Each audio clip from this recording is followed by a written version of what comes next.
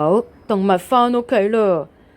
第一隻返去嘅咧就係咧個鼻哥好長。哦，佢係邊個啊？大笨象咯。好啦，第二隻返去嘅咧就係咧佢個鼻哥上面有個尖尖角。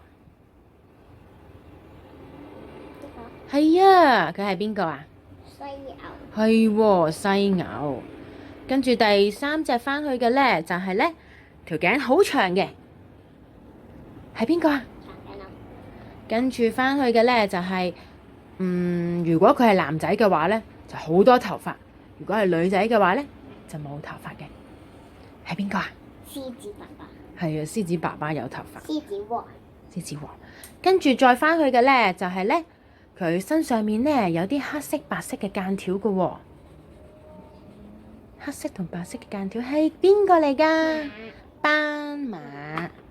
好啦，跟住咧，我哋再有一隻返去嘅咧，就係佢有啲似馬騮嘅，但係咧佢隻手好長。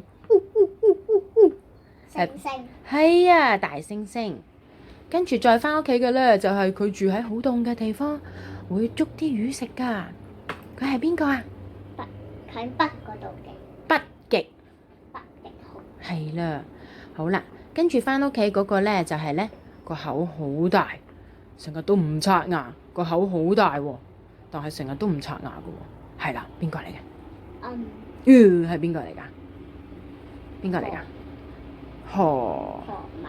係啦，好啦，跟住返屋企嗰隻咧就係啲牙齒好尖，身上面有一條條間條，好惡㗎。佢係邊個啊？老虎。係啦，老虎有間條㗎嘛。好啦，跟住返屋企嘅咧就係咕碌咕碌咕碌咕碌跳躍得好靈活嘅。佢係邊個啊？佢係鹿。係啦，好，最後呢個駝背嘅係邊個嚟㗎？記唔記得啊？駱駝。好啦，全部動物都返屋企咯。